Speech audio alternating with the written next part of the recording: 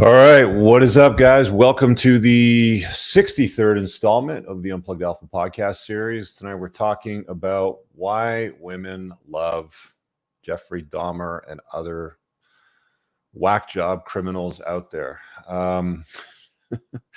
It was brought to my attention recently. I was at the gym, warming up. I'm on the treadmill. There's this lady that comes. She's on the phone. She's got those earbuds, and she's just, they're talking. So she's on the treadmill yapping away, and she's, "Oh, girl, have you seen this new series on Netflix and Jeffrey Dahmer?" And it's just like, I'm just like picking up on these like sound bites, and I remembered a few chicks that I've dated in the past that were absurdly obsessed with series, documentaries, and TV shows around either serial killers, prison shows, and this sort of stuff. And there's this concept called hybristophilia. I don't know if you guys have heard it, but I think we should probably start with defining what this unusual attraction, and it's generally a sexual attraction, believe it or not, is to serial killers throughout history. It's not something that's a brand new phenomenon in the last few years or anything like that. It's been going on for a long time, and there's some reasons behind it. Let me pull up the wiki page here, and I guess we'll start with that. And by the way, make sure if you are watching this on the internets, do me a solid. Let me grab the link over here. Head on over to YouTube and click that link and watch over there. That's where I'll be dropping the join link. We'll be taking some call-ins tonight, some Q&As, open to everybody and anybody. Bring your questions to the table.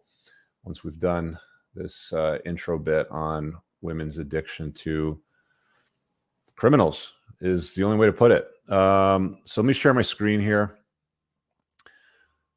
Window tab. So hybristophilia is the technical definition for it. Let's see if I can make this a little bit bigger so you guys can see this as well. Yes. All right. It is a sexual interest and attraction in those who commit crimes. A paraphilia in which sexual arousal, even talk about attainment of orgasm, are responsive to and contingent upon being with a partner known to have committed a crime. The term is derived from the Greek word hubrism, I think I'm pronouncing that correctly, meaning to commit an outrage against someone. Skip the definition part. In popular culture, this phenomenon is also known as a Bonnie and Clyde syndrome. So many high-profile criminals, particularly those that have committed atrocious crimes, receive fan mail. I've got some clips and some articles to share with you talking about that a little bit in prison, and that is sometimes amorous or sexual, presumably as a result of the phenomenon. In some cases, admirers of these criminals have gone on to marry the object of their affection in prison. We'll skip the terminology. Let's go into causes over here. Some speculations have been offered as to the causes of hybristophilia. For instance, Catherine Ramsland, who's a professor of forensic psychology at DeSales University, mentions that some of the women in particular who have married or dated male serial killers have offered the following reasons. Now, there's some Evo psych reasons in here we're going to get into in a second, which is kind of sick and disgusting at the same time, but it just goes to show you, what human nature is all about. I read a few articles today on this topic, and they all summarize basically the same thing. So I think this is probably the best place to start. So this researcher, Catherine, says low self-esteem and the lack of a father figure. So these are the contributing factors for women's interest and attraction to these criminal males. Low self-esteem, lack of father figure. Some believe they can change a man as cruel and powerful as a serial killer. So it's like, when guys play Captain Save-A-Ho, I guess women like to play Captain Save a Criminal. Others see the little boy in that killer once was and seek to nurture him. A few hoped and shared in the media spotlight to get a book or movie deal. So this is the admission of some of these admirers. Then there's the notion of the perfect boyfriend. She knows where he is at all times. She knows he's thinking about her while she can claim that someone loves her. She does not have to endure day-to-day issues involved in most relationships. There's no laundry to do, no cooking to do for him, no accountability to him, and can keep a fantasy charge. Now, I think this is just a load of bullshit. This is, we've said this many times on the show. Like, don't believe what women say watch what they do, and watch the choices that lead up to what they're doing. This is all a lot of blah, blah, blah. It's a lot of opinions. Others have offered reasons along the lines of some mental health experts have compared infatuation with killers to extreme form of fanaticism. They view such women as insecure females who cannot find love normal ways, as love avoidant females who seek romantic relationships that cannot be consummated. There's some video footage, which I'm going to show you soon, of some of these women that are fascinated with these killers, and they're not completely out there. Like, they're not gross. Okay. So it's not like they can't get guys out in the real world. So this is where I think it really boils down to, because for me, whenever I come across something that's just bonkers, like just out there, I like to go to Evo Psych. It's, if you know, there's got to be some research out there that's studied a paper, done something on this, and I think this last paragraph here distills it perfectly. So this psychologist Leon Seltzer has offered explanations for the phenomenon of male serial killers attracting female sex partners based on evolutionary psychology. Serial killers, in his view, are cases of alpha males that tend to attract women. This is because such alpha males were good at protecting women and their offspring according to evolutionary history. He says women today may consciously realize that it is unwise to date a serial killer, but they are nevertheless attracted to them. He stated, as a therapist, I've encountered many women who have bemoaned their vulnerability towards dominant men who consciously they recognize were all wrong for them. As evidence of women's fantasy preferences for dominant men, he refers to a book. It's titled A Billion Wicked Thoughts. I actually just downloaded this. I want to listen to it. And the subtitle is What the World's Largest Experiment Reveals About Human Desire. Author's name is Ogi Agus. Interesting name. Seltzer discusses Agus and Gadam's, I want to say Gadam's argument that this fantasy is the dominant plot of most erotic romantic books, blah, blah, blah. Now, I came across some footage as well and some other Evo Psych papers. And one of the things that they also talked about was that women throughout history have mate selected for strong, competent men. Okay. And guys that are strong are going to be able to defeat scary animals, saber-toothed tigers, the bad guys, the warring tribes, that sort of thing. So it would make sense that women would have an attraction to guys that have been able to display, some would call dominance, others would call cowardness, depending on the crimes that they committed, but clearly demonstrate that they have the competence to take life. Okay. I'm not saying that that's right or wrong. That's just what they're attracted to. So again, you know, I've said this for a while, women like to choose winners, you know, people that are competent in worldly affairs. Again, this is one really bizarre way that they find like these types of people attractive, but nonetheless, you got to look at their behavior. Like, you know, this is what's happening. So let me grab my headphones here, because there's a couple of audio clips that I'm going to play in a second. Actually, let me share this Reddit here. So if you guys have read my book, The Unplugged Alpha, I talked in one of the chapters about this kid, Nicholas Cruz, that went on a shooting spree in Parkland. Let me share this back to the stream. So this is a Reddit post that I found. And I just started Googling stuff like, you know, why do women love murderers? Why do women love, you know, Nicholas Cruz or Ted Bundy, or, you know, like all these names out there. So this kid, just kind of quickly recap, incel kid that wanted to be with women. Women didn't reciprocate their interest in him. He was pissed off, was never raised by a father. He didn't have a father in the household. In fact, he was the offspring of a drunk mom who gave him up for adoption, who had another kid also, while going through her drinking issues and stuff, gave that other kid up for adoption. Both these two kids were adopted by a two-parent household. They couldn't have kids. The father died when both the kids were very, very young. So this kid, Nicholas, was raised by a single mother, adopted single mother. Anyway, he goes on a shooting spree, kills a bunch of other kids, and you know, is convicted. So you can, you know, look up his name. I also talk about him in the book, so some of this might be a little bit fresher to some other people that have seen my content. So this woman says, I have a crush on Nicholas Cruz. He got locked away and lost it all. Nicholas Cruz, yes, the Parkland shooter. I find him so attractive, ASF. Let me just remove this out so I can give you a visual so you know what he looks like. This is the dude that she finds attractive ASF. This geek over here. Okay. This is him in the courtroom. This is the guy that she's got the hots for. So just to sort of frame it for you, let me go back to the Reddit post. I find him attractive ASF. Parkland happened when I was in high school. Cruz is about 4 years older than me. Back then, I saw a picture of Nick. My teacher had him up on the screen, and my heart skipped beats. I thought he was really cute. And now I've been watching his trial lately, and I didn't know whether I wanted him to get sentenced to death because getting kneeled is so much better than deteriorating and suffering itself for decades, to be honest. But I don't want him to die either. I hope I get to see him in another life if it exists. That picture of him in his ROTC uniform. What is ROTC? I'm assuming that's like a jail uniform or something. ROTC, Correction Facility. Reserves Officers Training Corps. I don't even know what that is. I'm Canadian, obviously, so bear with me on stuff like this. Okay, so she sees a picture of him in an ROTC uniform.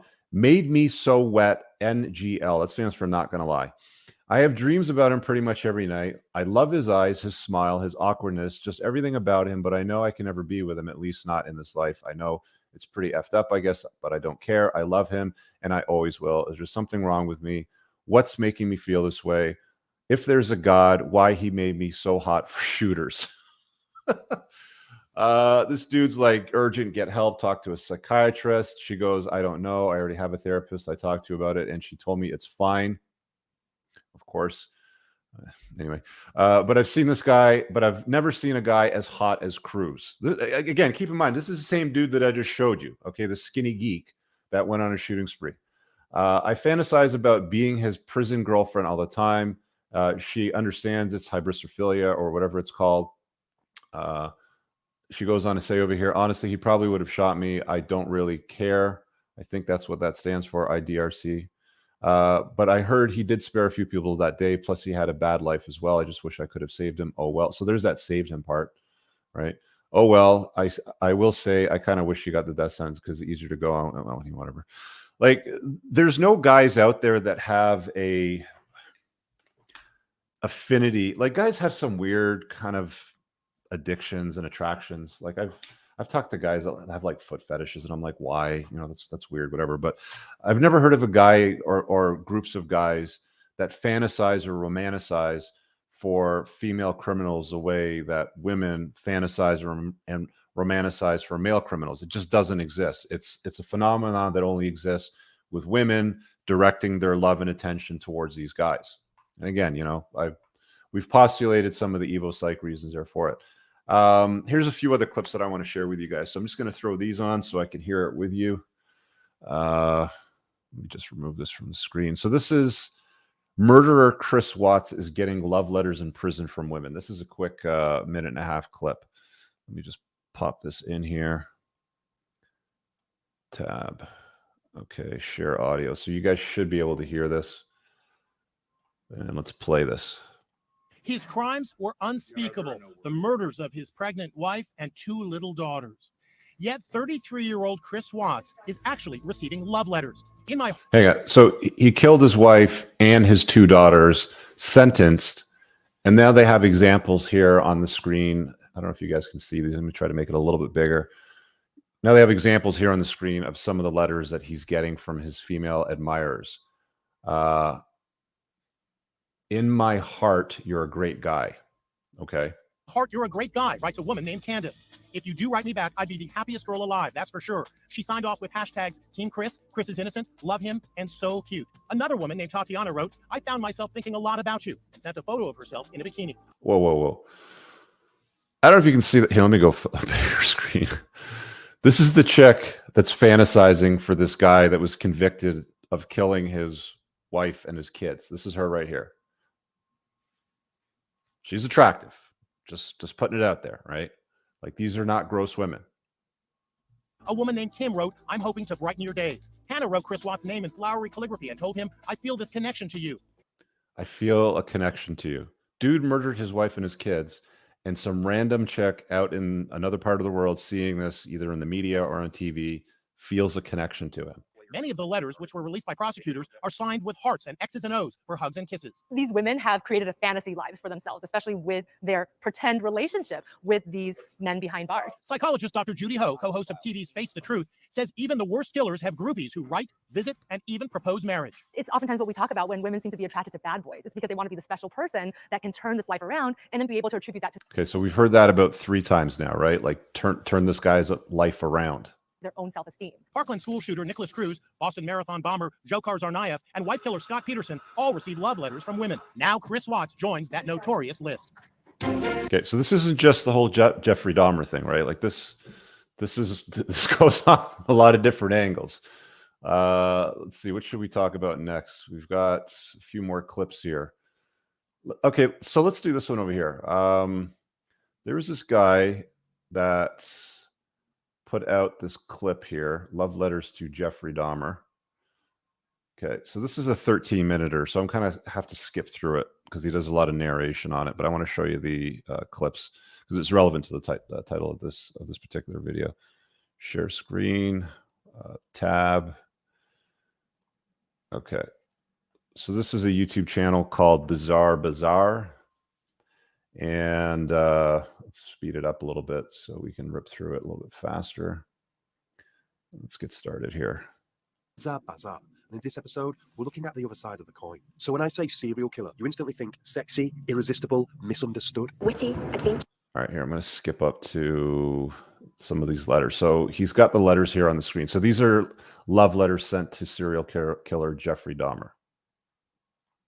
Okay, this is the letter. I'll be hiding the identity of these women for obvious reasons. But these letters were all in Jeffrey Dahmer's possession. I'm going to name this woman Sarah. Hi, Jeff. How are you doing today?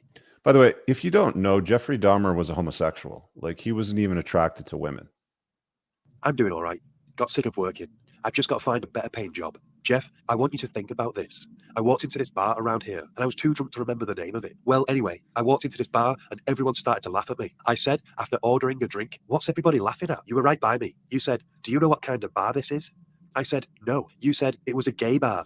I freaked out. I didn't know what to think or do at that moment. So straight away in this story, she's using Dahmer as some kind of emotional support. You asked me my name. I told you Sarah. You said your grandmother. It's just so weird. Like she's having a conversation in a letter with a guy that has been convicted for like murdering a bunch of people. Who's not even straight. The dude's a homo. Like he's a homosexual. He's not attracted to women, right? This is just it just gets weirder the more and more you kind of go through all these letters.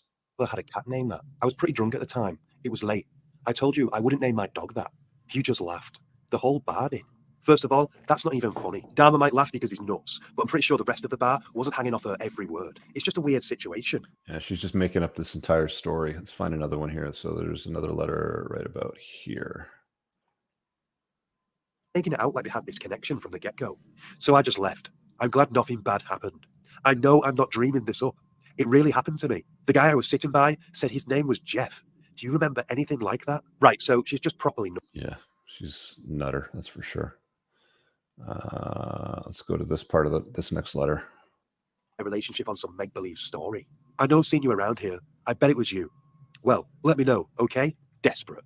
My son thinks I'm obsessed with writing you letters. Well, my son thinks I'm obsessed with writing. Like, could you imagine being this woman's kid, knowing that your mom is sending letters to a convicted serial killer that's not even interested in women? I feel sorry for these kids, man. Maybe I am. Until I hear from you, I'll keep writing. Hopefully, you'll answer me back soon. When I do visit you, I won't tell my son. As I said, he's against me writing you because you're a killer. I've got no idea how. She knows what she's doing. She knows who she's talking to, that's for sure. There's another one up over here. Let's grab this one. She's talking to Milwaukee's worst ever criminal about how crimes are getting bad in the area. What? Well, Jeff, tomorrow's another working day. It's not easy for me either. I'm going through a lot lately. My tooth feels better today. See how relatable we both are. Be cool now. If you don't hear from me for a while, it just means I'm busy. But we'll write again. I check my mailbox. Well, that was so strong. It feels like he's never... It's like she's got a relationship with this dude. It's at this part. Strong. It feels like he's never replied once. I wonder why. There is another letter from the same woman. It's even more cringeworthy, but I'll just show you some segments. It's dated 5/26/99, and it feels like this was sent after the previous letter. I hope you had a chance to write me back. That would be nice. Hope things are good Underlines nice with an exclamation point. Write me back. That would be nice. for you. I hope you like my letters. Have you talked to a social worker yet about sending me a visiting card? I'll send it right back to you so we can plan something. Summer is here now. Do you ever get to go outside? Do you have people now that visit you on the weekends? Once I get there, how long can we visit together? I'm looking forward to this visit. This letter is mainly begging for attention, whilst being peppered with small talk. As soon as I get some film, I'll have my son take pictures of me for you. Then Oh my God. Could you imagine being the kid that has to take pictures of his mom so she can send the pictures to Jeffrey Dahmer in jail? maybe you'll write to me. I hope so, honey. I'm not ugly, if that's what you think, Jeff. I lost track of how many letters I wrote to you already. I really hope you're getting them. It just gets weirder. So clearly he's not even writing her back either. So, her son is going to have to take photos of her so she can send them to gay serial killer Jeffrey Dahmer in the hopes that he fancies her. What planet is she on? I'm really I like this guy. hoping I can see you soon, Jeff. I really like you. Like I said, just want us to be better friends. Please. Jeff, answer me back as soon as you can. It doesn't take much time to write me back. I find time to write you. Right. We have to move on from Sarah. But you get Yeah, dude's in jail. Like he doesn't have time to pick up a pen and write. Look at all these letters, man. They just go on and on and on. I mean, I don't know. Do you guys want to keep going through examples? But these are, yeah, like, you know, Moff said it in the comment. They're basically women simps, right? So there's a clip here that I got. It's a 7-minuter. We'll play it a little bit faster to tear through it, of course. But this is a little bit of a summarization from Huffington Post with this, I guess, a reporter that has visited the author of a book who's kind of studied the phenomenon of women being, you know, in love or writing love letters to serial killers. So let's quickly look at this, and then we'll switch over and start taking some call-ins from you guys here. Why are women so fascinated by murderers? Not dudes. Why are women? All right. It's a phenomenon that just exists. Playback speed 1.5. Let's do this. About like murders and stuff. That's a top cable. Oh, we got the spinning wheel of death here. Let me see if I can fix that. Let's change the quality. Maybe it's a quality issue. Network for women ages 24 to 54. And I don't know why women in particular love true crime. I can justify my need to gawk at murder pretty much, but I've been reading about this phenomenon where women aren't just obsessed with the crime, they're obsessed with the killer. Well, StreamYard doesn't seem to like me playing this one for some reason. Let me just make one more adjustment, and if that doesn't work, we'll just switch. Let's try this again. On where women aren't just obsessed with the crime, they're obsessed with the killer. Take Chris Watts, for instance. He killed his wife, he killed his children, and he has all of these admirers, these women who are writing love letters to him, talking about how they think This is the same guy that I showed you the clip on earlier with that news reporter. he's so attractive. Are these women crazy? I decided that I had to find out, why was this happening? So I wrote a letter to Chris Watts. I looked up his address, his prisoner number, and it wasn't a love letter or anything, but I still wrote a letter. This whole area has got serial killer vibes.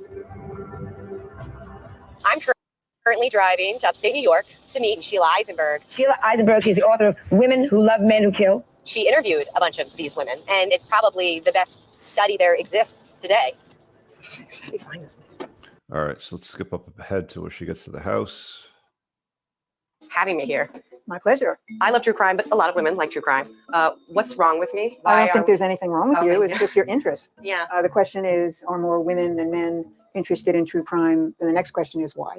Why would women be more susceptible to this than men? One possibility is, I really want to be tough. Mm-hmm. I really want to be violent myself, but society won't let me. I don't. We're talking impossibilities here, but let's hear what she has to say anyway. Yeah, live vicariously through I don't the know. killer. When I wrote this book, I started thinking about all the other stories I knew of women who were involved with men behind bars for murder. Bundy's girlfriend to marry, wedding bells to sound for Ted and Carol. Ted Bundy asked Carol Boone to be his bride. Okay. And I hereby marry you. And I thought, like, why? Okay, so I'm assuming this is Ted Bundy and this admirer of his that got married to him in court. Is that what happened? And I started finding the women. Yeah. and then interviewing them. What were some of the personality traits that you noticed? Most of them had jobs. Mm-hmm. They were married. They had children. One woman had a PhD and was a college professor. This makes me even more fearful that like this could happen to me. Intelligence, personality, Yeah. doesn't really enter into it. This is about psychology. What was it in their past? Every woman had been abused in her past by. Okay. Well, there's something in her study anyway. She says every woman that she talked to had been abused in her past. Well, that to me would be red flag number 21 if I had to rewrite that list in my book. You don't want to deal with women that have an infatuation with men that abuse them. That's a red flag for sure, man. Getting involved with the prisoner or the lifer, they were in the dominant position. Well, there's a spinning wheel of death again. This isn't an internet problem, by the way, on my end. Some people comment and go, why don't you just have a faster package? Dude, I've got the fastest package. This is a problem with StreamYard collaborating with that stream with this stream. So we'll see if it fixes itself. Sometimes it's agreeable. Sometimes it's disagreeable. They would make the prison visits. Mm-hmm. They would accept the collect phone calls. So this. All right, let's reduce this a little bit more here. Go to 360p. This was also a way of regaining control. Yes. In some sense. So I'm writing a new book. I'm going to explore why women, more than men, are so obsessed with true crime. When you look at women who write to serial killers, I feel like, okay, well, where is the line? When does my obsession become creepy and problematic? These women are not crazy. When you fall in love with someone, it's because that person fills your psychological needs. So being in a relationship with a convicted... Now, she said earlier at the start that the avatar of her typical respondent when she was interviewing them was married. These are married women that are falling in love with criminals that are incarcerated. Just let that sink in, all right? The murderer is like being the star in a romance novel all the time. That makes it sound really good. Well, when you get to be my age, you don't want that. Okay. It would be exhausting. Okay, that's fair. But To you go know, the back, women who are yeah. writing to Chris Watts, Right. why are they attracted to Well, him? any notorious killer had so many news stories written about them. You can't turn on the television without a documentary or even a feature film being made about one of these people. No, and I'll probably watch it if I'm honest. Right. And any woman who can write to one of those people and get a response and form a relationship, she too will be notorious. Chris Watts or Scott Peterson, remember him? He's similarly notorious. Any of those people will answer. So she's saying essentially it's about attention and validation as well. I mean, we already know that that's a currency for women. It's important. You. 15 minutes of fame, that's attractive to, I think, everyone. One of the basic human needs is to be known. Mm-hmm. We live in a celebrity culture, and it started with reality TV. The worship of celebrities and the celebrity culture that began like 20, 30 years ago has just morphed into this crazy beast. Why more women than men are obsessed with crime, true crime and outlaws, has to do with the way culture still views women. We still don't have a woman president. We still don't have... Oh, here we go. Here we go. I knew this was going to come, the whole victim mindset. We still don't have a women president. We still da-da-da-da. Here we go. Listen to this now. Have more than 50% representing top ranks of corporations. Think how much flack women get from... So the reason why women have an infatuation with serial killers and murderers is because we haven't had a female president or we haven't had 50% representation in the corporate world. Like, come on, lady. Being outspoken. Yeah, tough women that's very true. get a lot of flack. If you're a Women tough are not woman, you're a supposed to be tough. bitch. Yeah. If you're a tough man, it's like, you're taking leadership.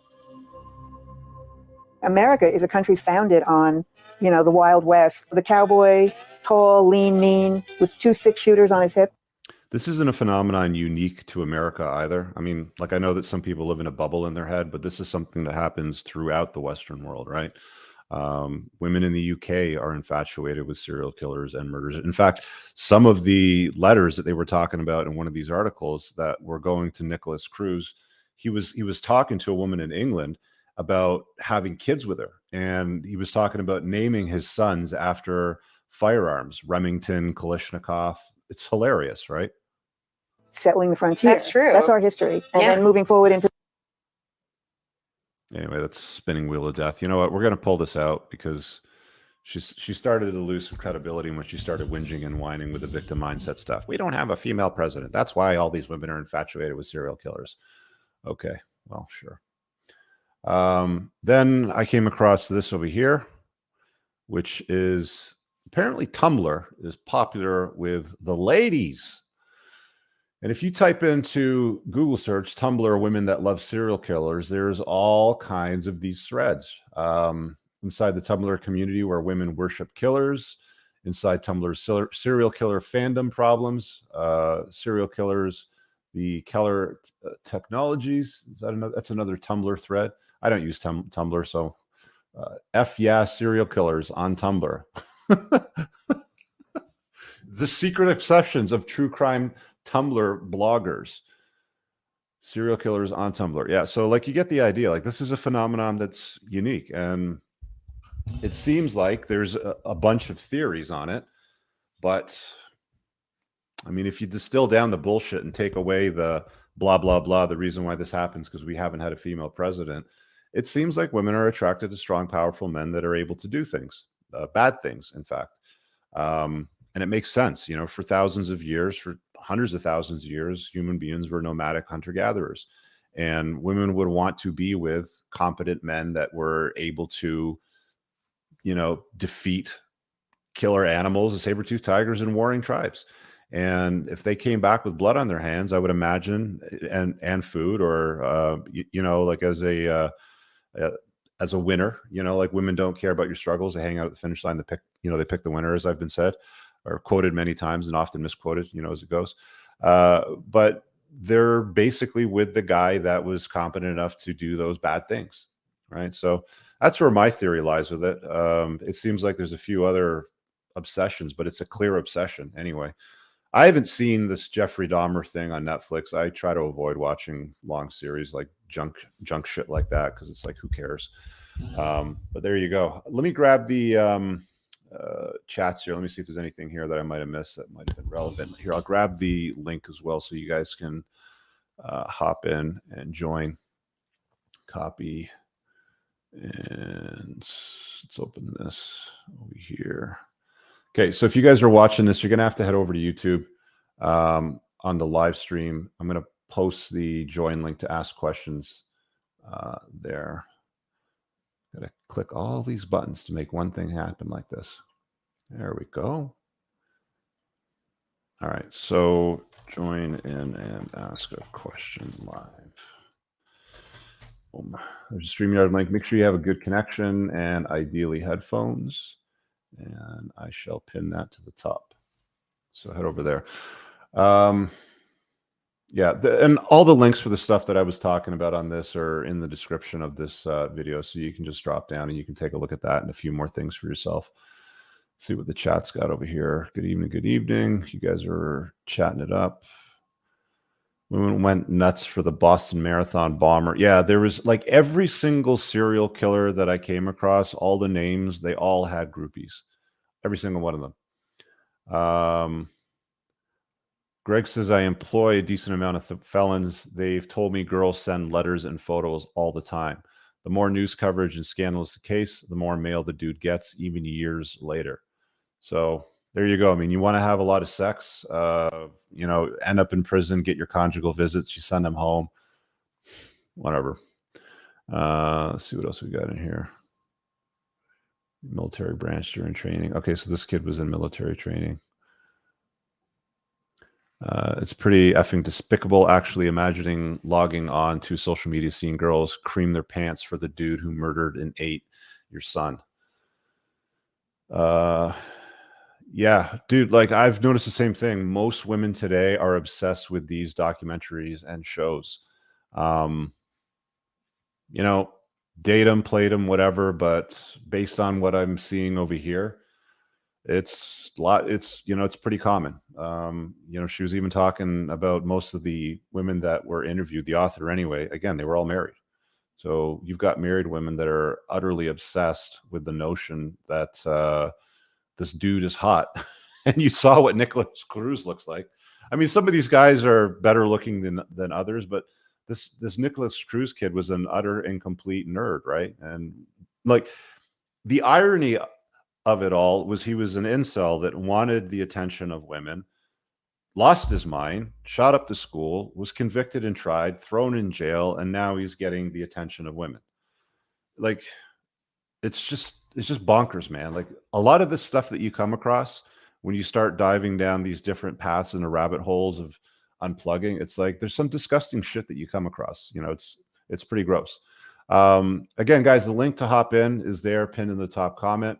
I'm going to do a quick ad reel, pay a few bills around here. Just check out this ad insert and we'll take some call-ins. This episode is brought to you by the Unplugged Alpha Supplements and Grondike Soap Company. Brothers, if you're like me and you take what you put in your body seriously, you'll want to use the Unplugged Alpha Supplements. An obsession with absorption is what sets this line apart from the others. You want to make sure that you absorb as much of the supplements as possible so you don't end up peeing out expensive urine. My supplement line is made in the United States from the highest quality domestic ingredients. And unlike cheaper supplements from China in plastic bottles, mine ship in dark glass bottles to keep your supplements fresher, longer, and won't seep endocrine disrupting plastics into your supplements. Nothing is a hard tablet. Everything is in an easily digestible, bioavailable capsule. You can filter all products by various categories, including testosterone support, estrogen metabolism, fat burning, immune health, sleep support, and performance. Visit theunpluggedalpha.com/shop and use the subscribe and save option to get 10% off your supplement orders, or use coupon code ALPHA10 for 10% off a one-time order to try it out. Then, I use Tactical Soap and God of War beard oil every day. Tactical Soap is a handmade product made in the United States from ingredients you can actually pronounce, not conventional endocrine lowering toiletry chemicals. Both the soap and the beard oils are infused with bioidentical pheromones that are designed by a clinical psychologist and pheromone expert to maximize attractiveness to the opposite sex. Go visit coopersoap.com and get 10% off your order today. Guys, check out my website at richcooper.ca for more information on booking me for coaching, my community, my courses, and a whole bunch more. You can also find all the useful links pinned below in the top YouTube comment of all my videos. Now let's get on with the show. All right, let's do this. Let's get some Q&A going from you guys. Any question? Open to anybody. Actually, Moff, since you're in the chat, why don't you click through and I'll let you do your little bit, because you're working on a project right now. And I've got a few people waiting also to take some questions at me. Actually, while you're clicking that, let me grab Josh over here to move some of these out of the way. All right, Josh, how you doing, buddy? You're muted, by the way. You're going to have to unmute yourself. Hey, Rich. What's going on? You're muted again. You know, you've heard of what's his name, Charles Manson. Like, you know that he's like a murderer and he's killed a bunch of people. Yet he had like a harem of women, didn't he? Well, he did before he was even jailed, right? And there was guys like Savile, as you know, was a paedophile and had a lot of attention. Although he also sexually assaulted women in front of TV, didn't he? It's crazy. I don't know the details of him now, but okay. There's a documentary on him on Netflix. I don't know. You're Canadian, aren't you, Rich? Yeah. I don't know if they've got Jimmy Savile, the British Horror Story on Netflix in your country, but you can watch it. Okay. But it does also go over. Is this a ask that you've got? Like, do you have a question, or is this just some information that you're sharing? Some info I want to share. Okay. Did you have a question too? Yeah, I've got a question. What are your thoughts on? What are your thoughts on gamer girls? Gamer girls, like this recent one, Amarath, that just divorced her husband, like this type of chick? I don't know anything about it, but why are you asking the question? So let's start with that. I'm just particularly curious what you think, because I saw like your video about like gaming. Well, they're just girls using guys for attention and I financial resources. I kind of have noticed that. Kind of like OnlyFans, isn't it? It's OnlyFans with more clothing, basically. It's like guys develop a relationship with these women. I saw this one clip once somebody sent me a few years ago. I think I shared it on Twitter and it went viral a couple times. But there was this chick that basically did a 9-hour stream of herself sleeping. And there was 90,000 viewers watching her sleeping, and they were making donations to her donation tab on Twitch while she was asleep. That's fucking crazy, man. It's beyond crazy. Like this is the thirst that men have for women, And if they were to allocate some of that money and some of that time to going to the gym, you know, improving themselves, their looks, maybe getting a better job or getting a job if they're not working, they could probably find something that would make them, you know, at least content or at least fill that cup a little bit. But instead they throw money and time at these random thoughts on the internet. So I'm not like, look, OnlyFans, gamer girls, whatever. It's all thoughterry. It's all women seeking the attention and resources of men. It's just different ways that they do it. And because guys like playing video games, women figured out that if they hang out in that area, put on a push-up bra, low-cut top, that they too can get attention and money as well. It's, you know, like it is what it is. Yeah. Makes sense? All right. Yeah, that makes a lot of sense. Really. Yeah, there's not much to add to that. Okay, thanks, Joss. All right. Let's take, again, guys, if you have a question, the link to join the StreamYard link is at the top of the live chat on YouTube. You're going to have to, I'll just grab the YouTube link and drop it in the chat. So if you're watching this elsewhere on the internet, you come over there. Make sure you subscribe to the channel because, you know, this is how things work. I don't even know what this name is. I think it's Hebrew. I don't know. Can you hear me? Do you have a microphone? Yeah, I have. You hear me? Yeah. Hey, Rich. How you doing? Good. How you doing, man? Can you see me? I don't have my camera. No, your camera's either off or you got the cover on your lens. I don't know how to get it on. But don't worry about it. Good to be on the show. I'm a long-time listener. I read your book. I read all of Rollo's 5 books. Recently unplugged, like from March area. Okay. And okay, so what you might. I have 2 questions. What you might call unplugged beta. I'm trying to kill the beta and become more alpha. The name is Nick, by the way. Nick. Okay. Yeah, and I recently, like 2 months ago, I dated a girl. And I got out of the relationship with 2 main questions.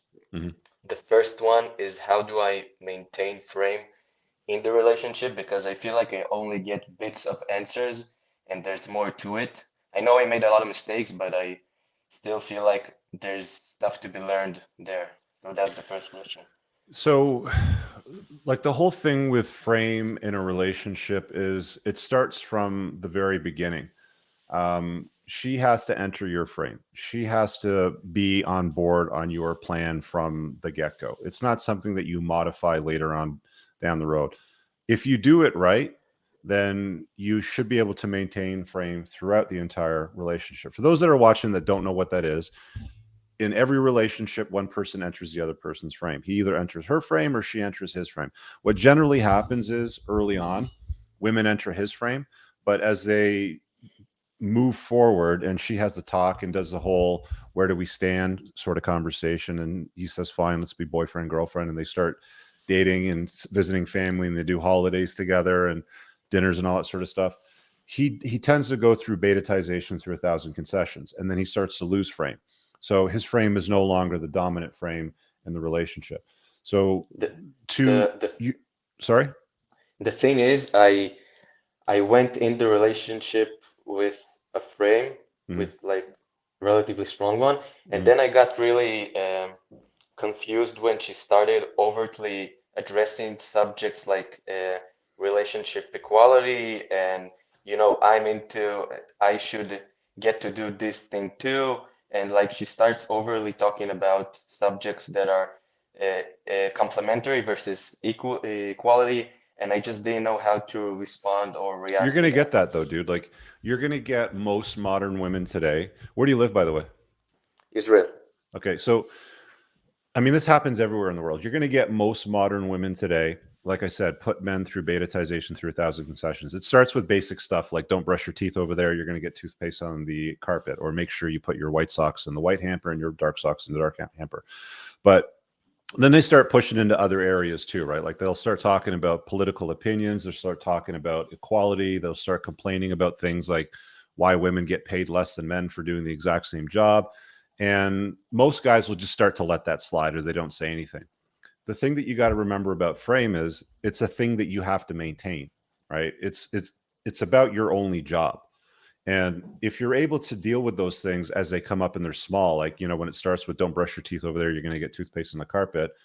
Like I said, you just kind of look over your shoulder, amuse mastery, and you carry on doing what you're already doing because it's your house or whatever. You know, you've got cleaners that come and clean anyway. It doesn't matter, but you don't acknowledge these little shit tests to try to get you to comply into her frame. She's not doing it intentionally. It's not like she gets up in the morning, Nick, and goes, right, I'm going to beta-tize this guy.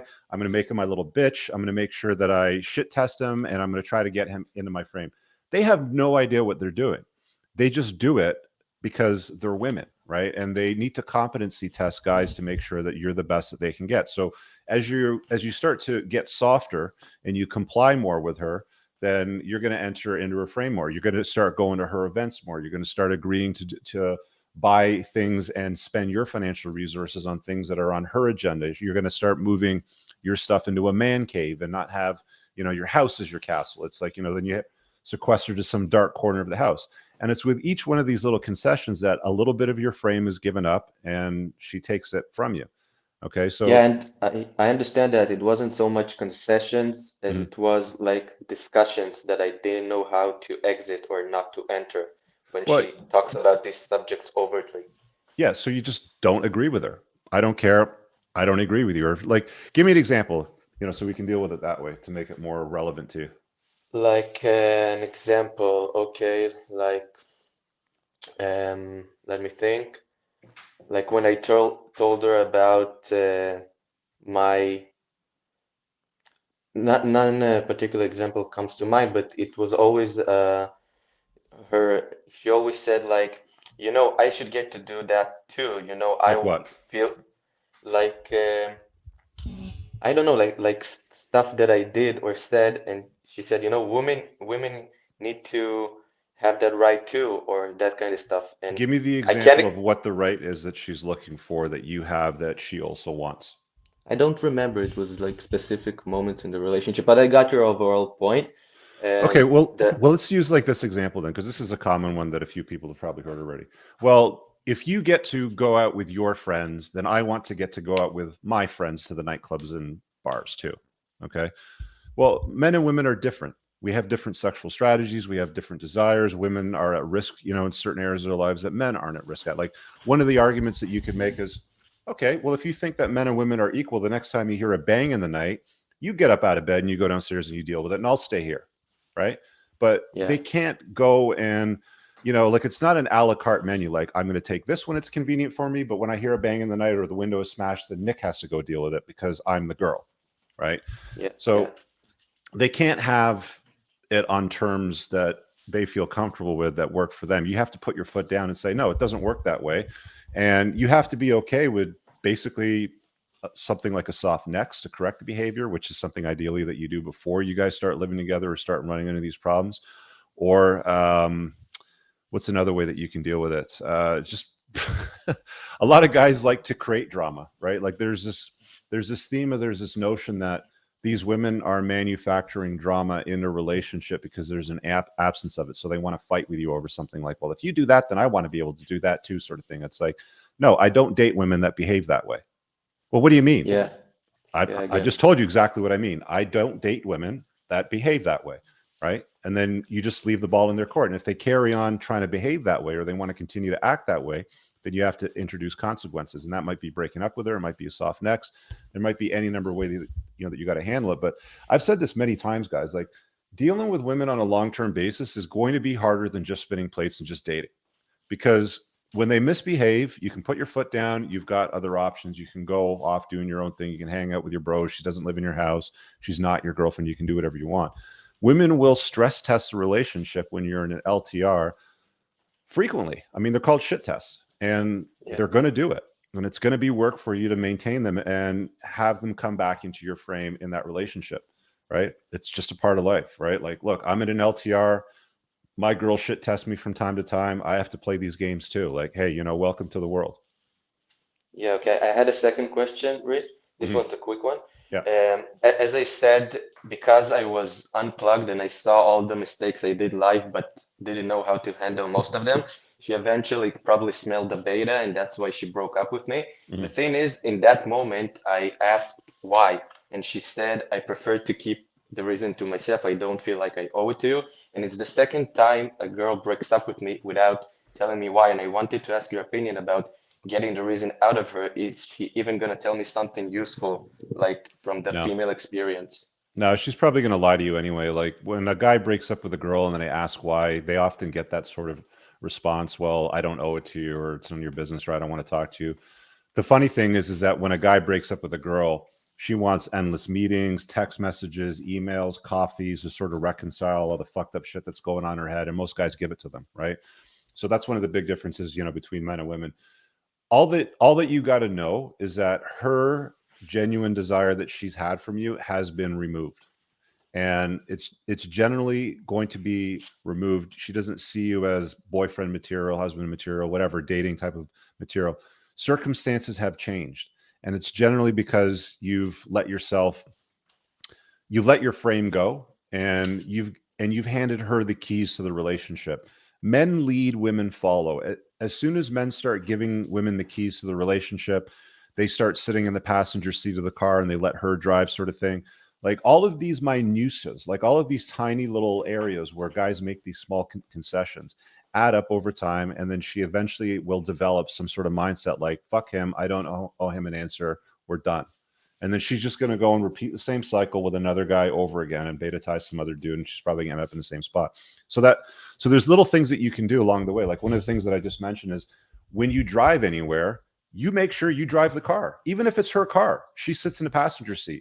When I go out, if my girlfriend's car is parked behind mine and we have to take her car, she doesn't even think about sitting in the driver's seat. She's sitting in the car waiting for me in the passenger seat. I get in the car, I drive the car. It's not even a conversation, right?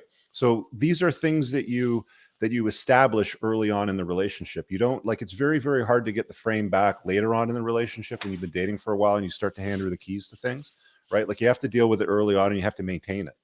The weird part is we only dated for like a month and a half, and I was her first. She was a 23-year-old virgin in the beginning, and up until the end, she was madly like pleasing me and cooking and pleasing me in the bedroom. And like 4 days before this telephone call happened, when she said, I don't owe you a reason, 4 days prior to that, we still had great, amazing all-night sex. So it was really surprising like how quickly she went from that to that.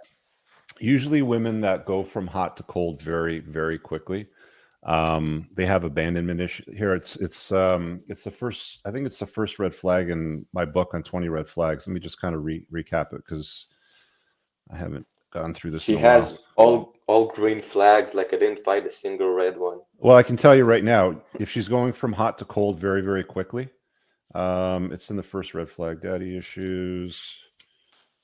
Well, that's like a half red flag. Usually, she told me about. It's tied into borderline personality disorder. Women that go from hot to cold, like if she goes from extremely hot, smoking hot sex to like the next day, I don't owe you shit.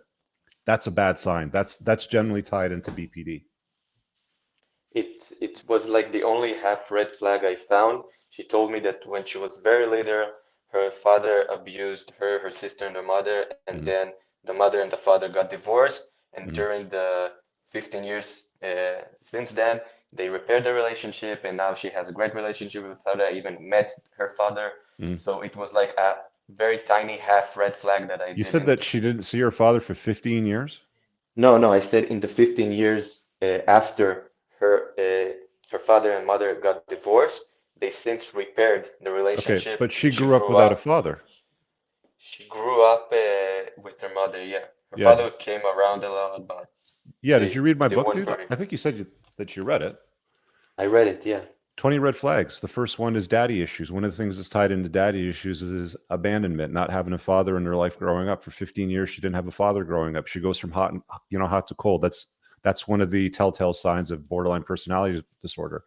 I'm not saying that, she had it or she didn't have it. I'm not a clinical guy that can diagnose it. But what I'm saying is if it walks like a duck and quacks like a duck, it's probably going to be a duck, right? Now, set that aside. That doesn't matter.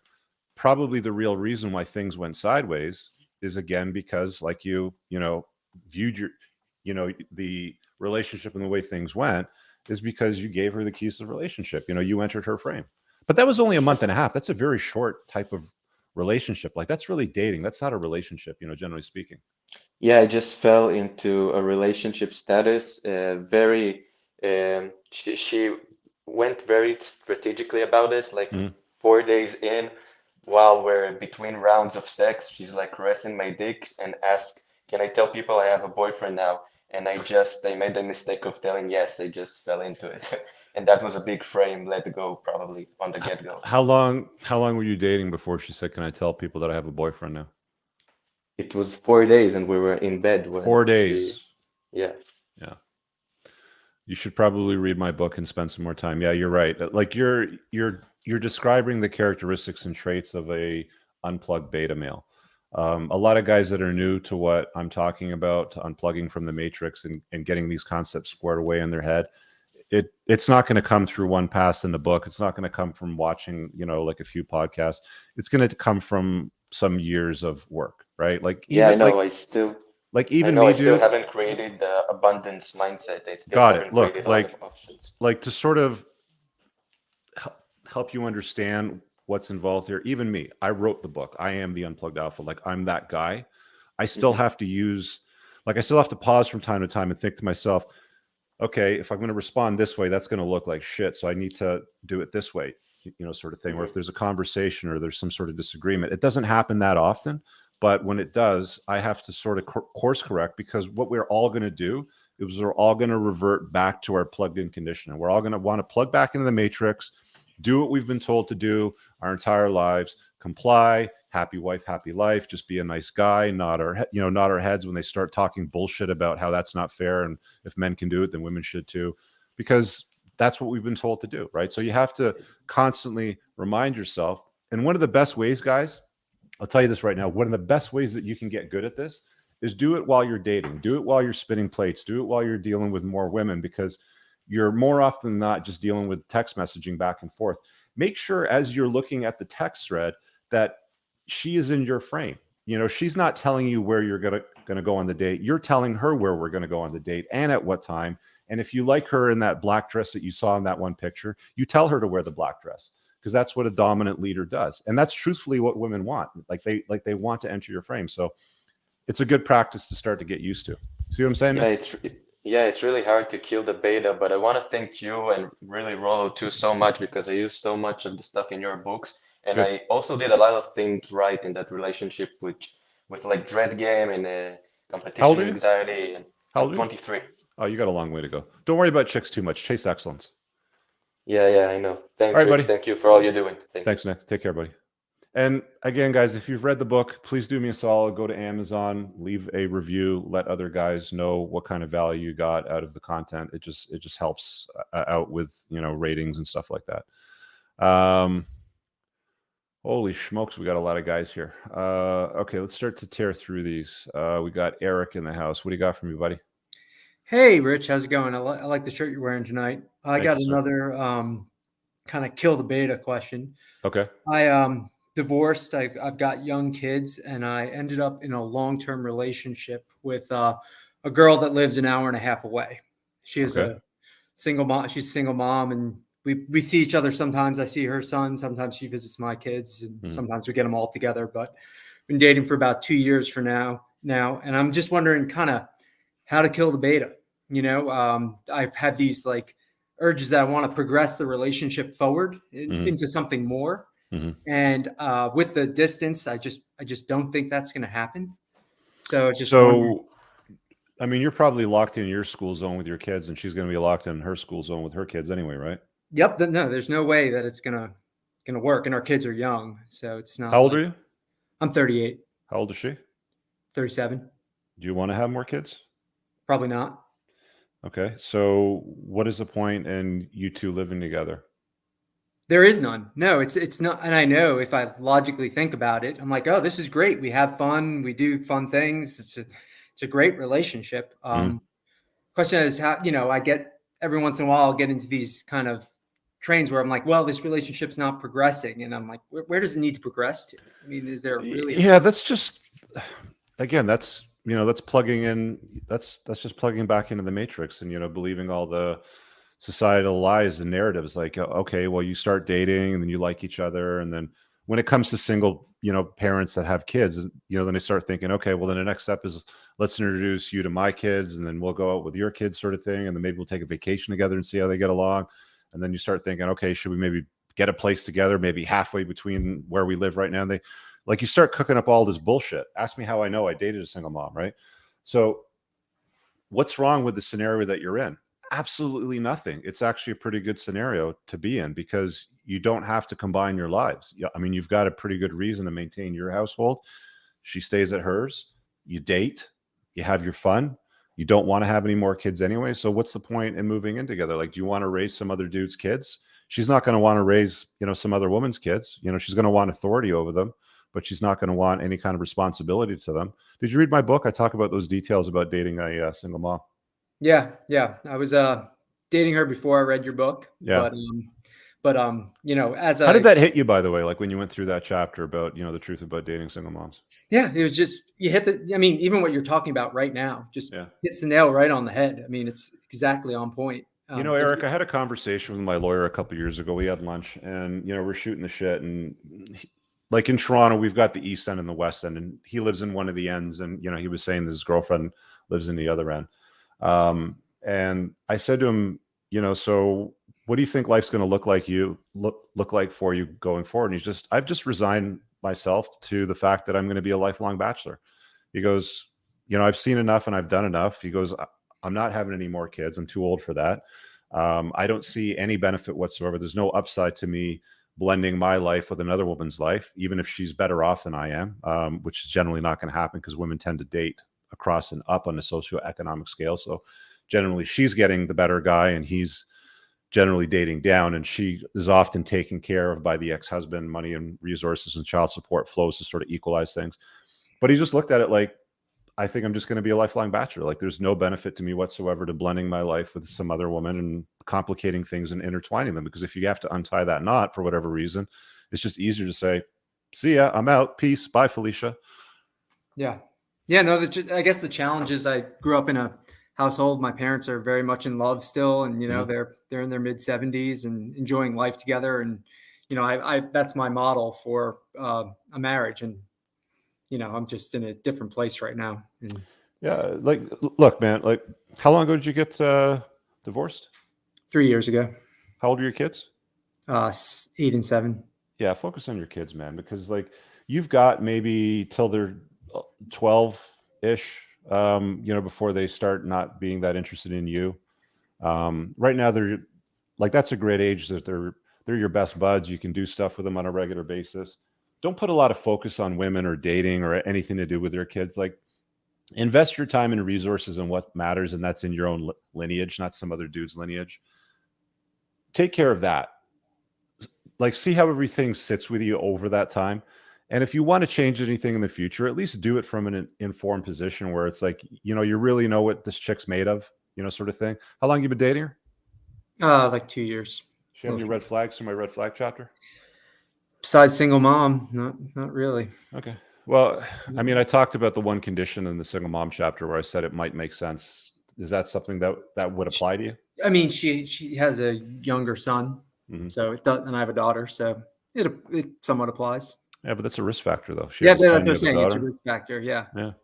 So there's really not a lot of benefit, dude. Like I would just carry on doing what you're doing. If you want to keep seeing her, she's cool. You guys have a good time, then do it. But why do you want to complicate that unnecessarily? No, things are not going to get better. Yeah, I don't want to complicate it. I know, and that was kind of one of the reasons. I'm going into the relationship, and she lives an hour and a half away. I mean, I was like, do we want to? That's a bit of a trek. That's like my rule when I'm dating is like 20 minutes. That's it. Like I'm not driving more than 20 minutes.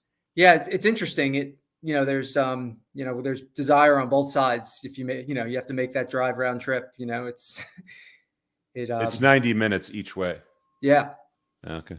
So 3 hours of driving to go out and see her and then come back if you're not spending the night. Yeah, it's mostly overnight stuff. It's only, it's the weekends we don't have our kids most of the time. So okay. Everything's good otherwise. Self-care, money's right. Like you got money's right. I've been multimillionaire. No, not yet. But I have a good job and I work hard. I work out. I mean, things are good. I have a great relationship with my kids, and I put that's my number one priority. I just I struggle with the loss of not my ex-wife, just the family. Mm-hmm. I'm a beta for family, so for sure, and I'm trying to unplug from that a little bit as well. Nothing wrong And with realize family. that I Family's still a have my wonderful family. thing. Yeah, there's nothing wrong with family. Family's a wonderful thing, but it's It's a not the end traditional all family, be all. is what I'm saying. Yeah, look, I get it, but I mean, like, even if you were to replace your ex-wife with the new girlfriend, you fully know that it's not even going to be close. And on a balance of probabilities, the chances of things ending up the way that your marriage ended up are more likely than things going very well. Yeah. Right. So it's like girlfriends over wives for sure. girlfriends are better than wives. So why would you want to turn a girlfriend into a wife, basically? Because as soon as you live together, that's the way the government views things. Yeah. Yeah. Well, I appreciate it, Rich. All right, man. As always, your advice is spot on. Thanks, buddy. Take care. All right, let's keep cooking through these. We got Jackson. Jackson, what's up, buddy? Hey, Rich, can you hear me? Yeah. Hold on. Let's get my camera going. Can you hear me? I can hear you, and I've got a black screen, so your camera's not on or it's covered. Something's wrong with my camera here. Anyway, I have two questions I want to ask you, but first I want to say something about the topic. Mm-hmm. So what you just talked about with the women being obsessed with serial killers, that goes to show if the girl's got true burning desire for you, you can get away with anything. I mean, there's a girl obsessed with a gay man who killed and ate people. It's fucking wild. Well, I mean, you got to remember, like, these guys were nobody before they did these crazy things, like, committed these crimes and then were convicted and then got all the notoriety. Like Nicholas Cruz, again, is a perfect example. I don't know if you heard me talk about that earlier, but it's like, dude could not get the attention of women. The reason why he did what he did was because women would not give him the attention that he wanted. He couldn't get them to respond to him. He didn't know how to deal with rejection. And then he goes and shoots up a school, and all of a sudden women are sending him love letters. So, I mean, it's just a bizarre, disgusting phenomenon as far as I'm concerned, but it is what it is. It's like, that's the reality of it. Okay, cool. Right. I mean, it doesn't always make sense, but it is reality. My first question is, what is your opinion on the passport bros? Passport bros? You mean guys that get multiple passports? The guys that, okay, so it's a group of guys that espouse not dating American women or women in the West and instead going to Latin America and Southeast Asia. I don't know anything about Africa, but... Is that what they're called, the passport bros? It's what people are calling them, yes.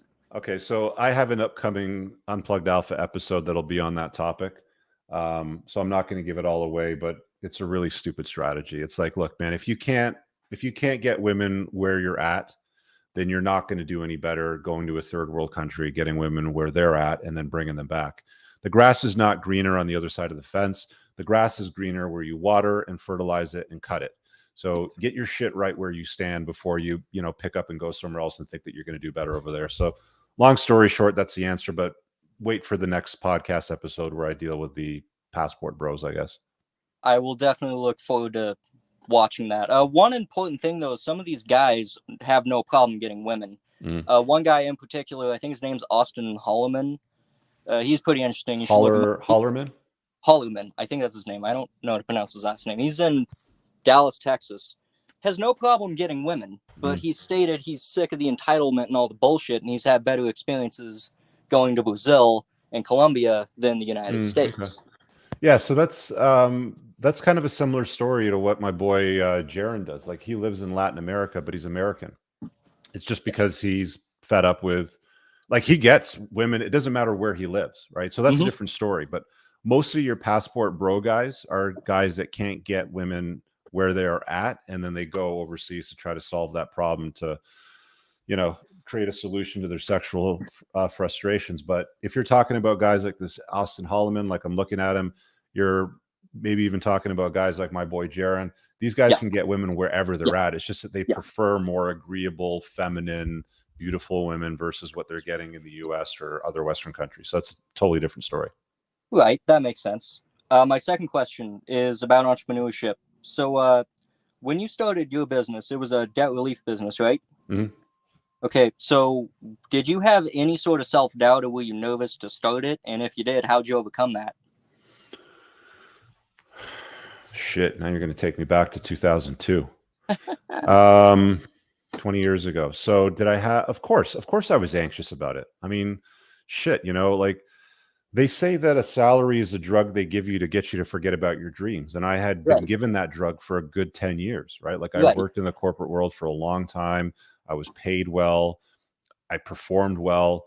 But like I talk about in the chapter in my book, I got hired from my resume. I got fired because of fit. You know, the new VP and I didn't get along. So when they were giving out packages to lower overhead, I was the guy that got it.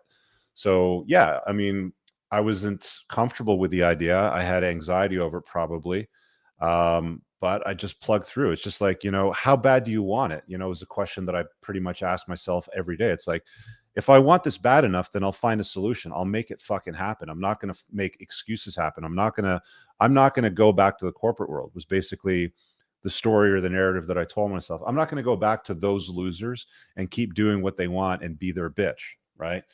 I knew that I was destined for more and I just plugged away at it, man. Like, you know, I've got a course. You guys that have been watching for a while probably know this, the School of Entrepreneurship. It opens and closes every few months. We do some Zoom calls. There's new material that's added. But one of the tenets of it that I often talk about is one of the most important skills you have to develop as a guy, especially if you're going to become an entrepreneur, is problem solving skills. You have to know how to solve problems. And I fortunately have that gumption. Like I got the balls, right? Like I just make shit happen. And I found what I needed to find out, doing what I needed to do. And I just kind of made it happen, dude. It's just like one of those things. All right. That was it. So thanks, man. All right, brother. Bye. Thanks so much. Okay, let's hit Moscow here. Let's see what he's got for us. What's up, buddy? Hi. I just wanted to make a comment about your topic. Right. So yeah, about the infatuation with serial killers and murderers. Yeah. Yeah, I was thinking about it. So I think it's, other than what you said, right, it's three things. So one is that these women, they're actually crazy, right? And that, well, something happened in their life and they got hurt, right? And then like, basically, they're not all there, right? The second thing is morbid curiosity, right? Have you ever heard about that? Morbid curiosity, no. Yeah, it's it's like how people like, like to look like at a car crash or like a train wreck or any kind of like. Well, that's in human nature. Anytime there's an accident, everybody slows down to look.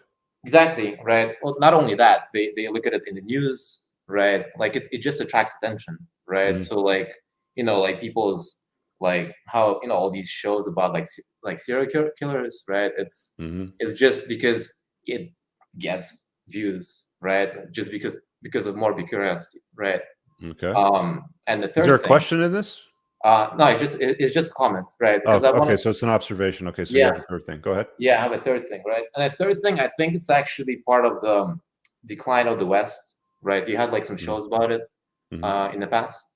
Yeah. Right. Basically, like symptoms of a dying empire, right? And how like people's like desires and they're like twisted. Right, and there's like different excesses that happen. Right, this happened like during the decline of the Roman Empire, right? And the same thing, you know what I mean. Like the same thing is happening in the. Well, if you're talking specifically about women's infatuation with murderers, that's been consistent throughout history. I don't think that's a new phenomenon. Okay. How does that tie into the decline of the West? I was just thinking that since basically since it's since there are no like strong men, right? Like which are like like let's say like after World War II, there were like like famous generals, right? And like like powerful leaders that people actually like trusted, right? Like then like women are just turning to like some women are turning to like. Oh, I see what you're saying. So basically, on a per capita basis, you're saying there's more women that are finding infatuation with these powerful men that end up in jail because there's less of them outside.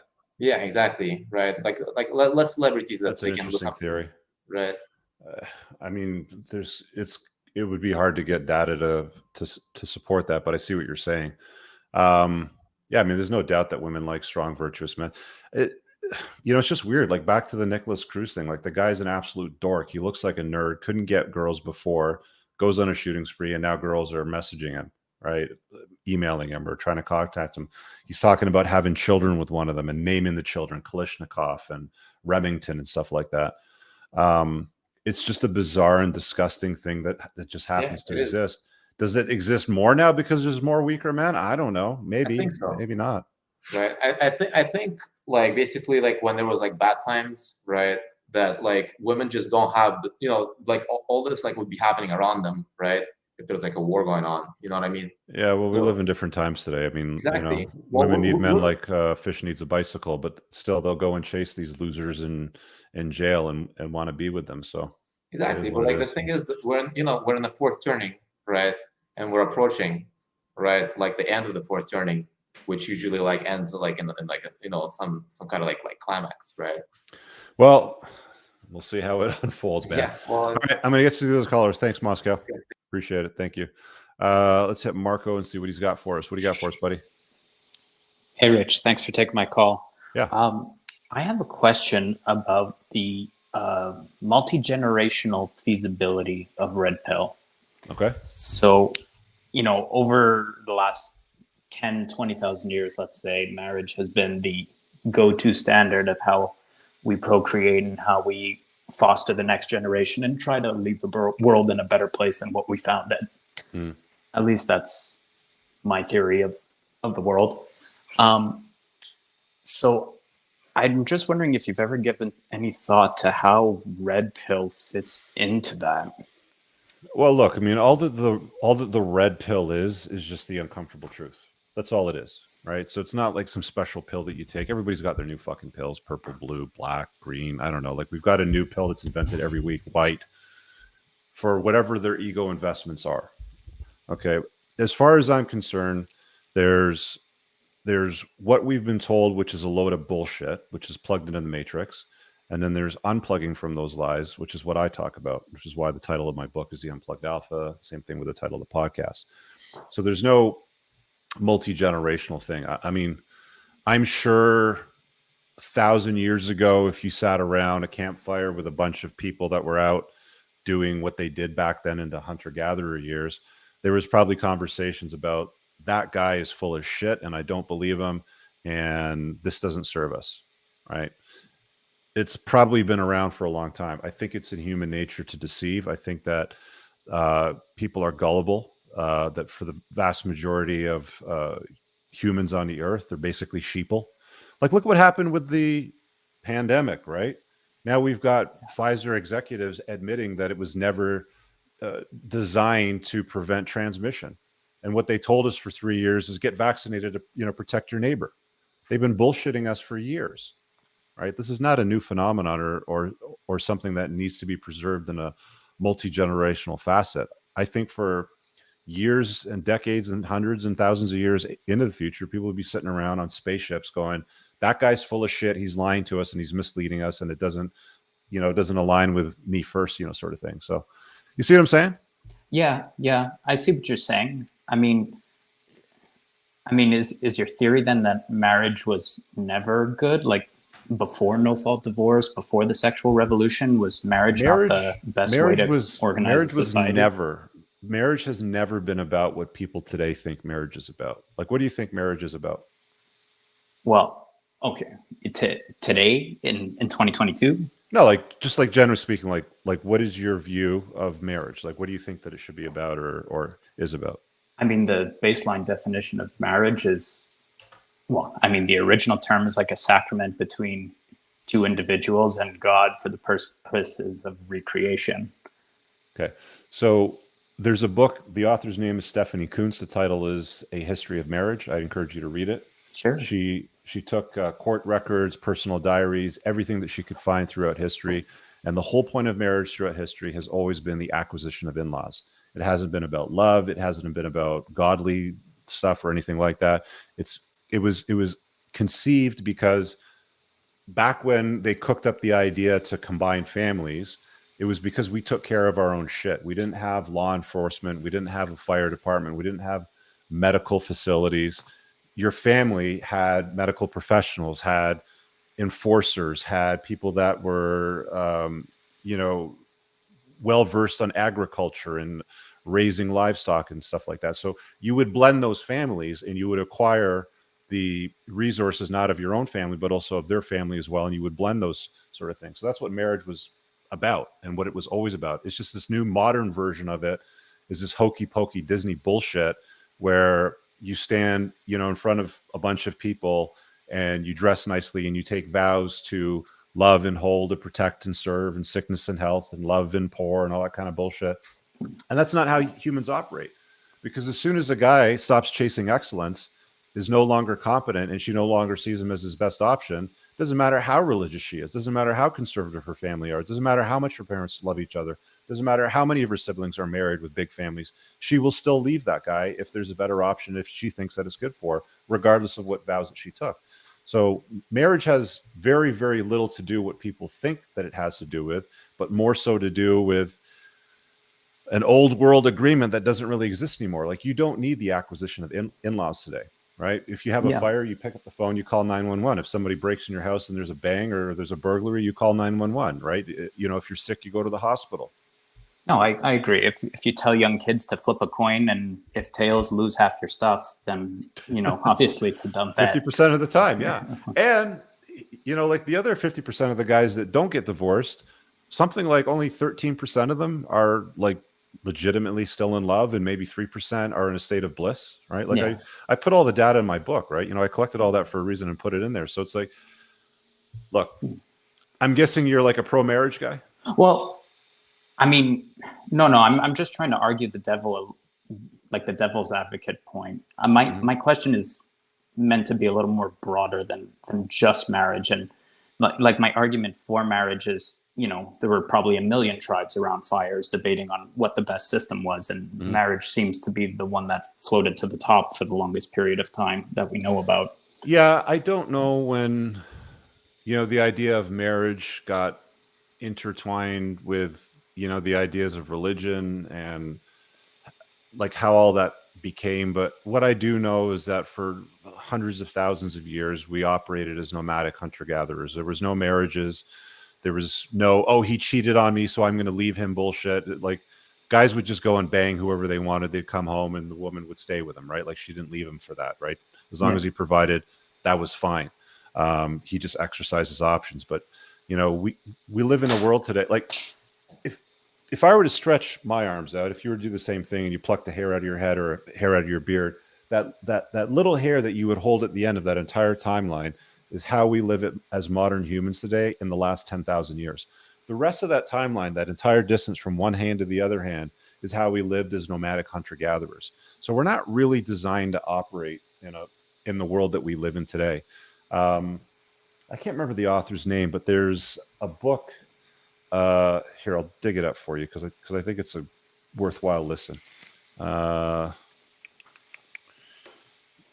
me grab it here. You guys got to listen to more books. I'm telling you, man, this is where you get all the good shit. A Hunter-Gatherer's Guide to the 21st Century. So it's written by Brett Weinstein and Heather Heying. I think that's his wife, if I'm not mistaken. Yeah. But it basically talks about that exact same concept that I was sort of dropping you there. It's like, just so you kind of get your head around where we're at, because it's not as easy as being idealistic. Like, let's get the red pill to exist in a perpetuity, and how do we get marriage and unions to work out? And it's like, we're not good at things like marriage. The divorce stats and the amount of guys that let their lives get destroyed through the family law system should be evidence enough that marriage is kind of a dumb idea. Like, it just doesn't work. Oh, and I certainly agree with that in modern times. I'm just questioning whether that's always been the case. And no, it wasn't always the case. It worked better back in the days when men had responsibility to the family, but they also had authority. Today in a marriage, you still have responsibility to your wife, to your kids. A lot of guys go through many processes that weaken them through the marriage, and they don't look as attractive. But 1,000 years ago, 5,000 years ago, because this modern world we live in with agriculture has been about 10,000 years, men still had authority in the household.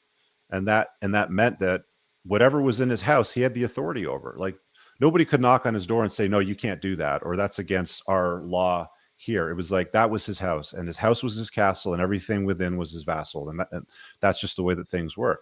Now, was that ideal? I don't know. I didn't live back then. I don't know what the reality of the world was like that, to actually live in somebody's shoes day by day. But if you're going to have responsibility 2 kids and to a wife that's purportedly committed to you, you better have authority over everything because you have responsibility to protect and provide for them as well. Yeah. Yeah. No, I guess that, you know, that kind of summarizes what I was thinking, you know, if there has been, you know, some sort of roundtable discussions as far as, you know, what happens in the next, you know, few generations if we carry this type of thing forward. You can have roundtable discussions with the most red-pilled motherfuckers out there, and they'll all have their own view, they'll all have their own opinion, but the thing that you got to understand is that's not the way the world works today. People are brainwashed, they're sheeple, they'll stand in line to get their jabs and their shots, and they'll comply and they'll agree, and if whatever the new thing is, they'll put a flag up and they'll update their Facebook profile. People are basically sheep. They're not independent thinkers. There's very few people that can see the code in the matrix and unplug from that. So have the conversations, chop it up with your boys, call into my shows and ask questions like this. Sure. But at the end of the day, the best way to respond accordingly is to see what it is, understand what it is, and then navigate your life accordingly. Build it out in such a way that you're as anti-fragile as possible and that you live the most optimized way. Like, just take a big map, put it on a wall, plot out all the landmines. This is all the bullshit that can happen. Just walk around them. You don't step on them. Yeah. Yeah, Makes that's that's great. Thanks, Rich. That's my game anyway. All right, brother. Thanks. Moff, you want to hop in and do your quick pitch before we wrap up? I know you're going to do your stereo show, but you wanted to have a quick chat with the viewers about your ting. So hit that real quick. Let me see if there's anything here in the chat that I might need to take a look at. By the way, we're going to do a general show on my channel next Saturday, or not next Saturday, this Saturday coming up. We had a really interesting call-in on the last one. So if you haven't seen it, oh, it's okay. So we'll talk offline another time. He doesn't need to do it. We had a really good call-in at the start of the show, and a few of the clips ended up on the Clips channel, but it was this guy that was vehemently opposed to a lot of the concepts, but didn't have a better solution. He was a very strongly religious dude, but it was a good conversation. So check it out. We'll be doing another one on this Saturday. So if you want to follow up and get into a little bit more, go check out Moff on stereo. Just get on the stereo app and search for Moff, M-O-F-F. He always has some great conversations with the people afterwards. Like the video, leave a comment below. Make sure you subscribe to both my channels. Lots more shit coming down the pipelines. And I guess maybe next Monday we'll do the Passport Bros and show you guys what happens to these guys that think that they're going to solve the reproductive problems by going to Latin America and Asia and bringing wives back. I'll show you what actually unfolds when that shit goes down. But we'll see you guys in the next show.